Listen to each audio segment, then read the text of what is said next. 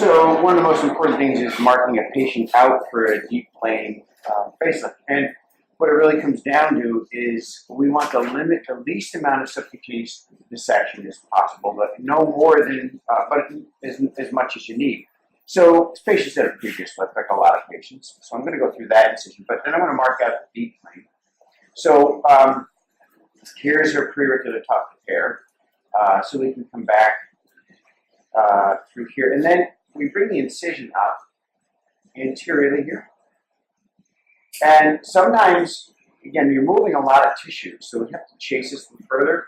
Sometimes I actually put a little bit of an anterior curve on this to pick up that slack. Then the next thing we do is mark out the arch.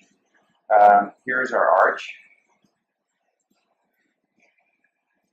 And right as you can start to feel where the malar bone, this turns down to the malar bone, that's right about where that zygomatic major muscle is.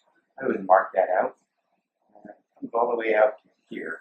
So somewhere in here we're going to find it when we do our dissection. So here's the malar eminence out here. Now we like to enter the deep plane about 2 centimeters from the ear, because at this point the parotid is coming this way and it's easier to find that plane. And then we like to go deep to the platysma, and that's right at the anterior border of the FCM. This way we're going to avoid injury to the greater reticular nerve. If we take a mark from 1 centimeter below the tragus to about 1 centimeter lateral brow, we know that this is where the nerve is coming, facial nerve.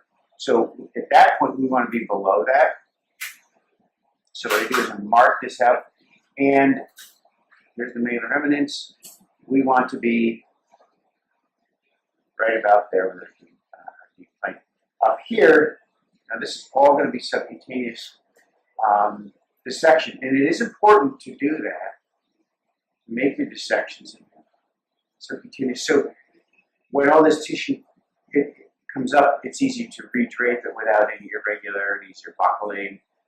So here's my subcutaneous dissection, just about a centimeter plus anterior to the entrance into the deep plane, and this is all going to be subcutaneous dissection here. My incision comes back into the hairline. So this is all subcutaneous dissection, subcutaneous, and this is our deep plane. Right here, the important and relevant anatomy is we want to see the zygomatic major muscle, and when we see that, keeping the orbicularis down, subcutaneous dissection, orbicularis down, we can actually continue to cut right through this, and actually leaving those fibers of the orbicularis down. Again, we have to carry our dissection out of subcutaneous dissection. That will allow us to advance this and redrape so that there are no irregularities. We also, as we come up, typically a couple millimeters up on the back of the tragus here, as we transition, I like to irregularize this so that you're not coming across this in a concavity, and this lays down flatter when it's more like a little M-plastic.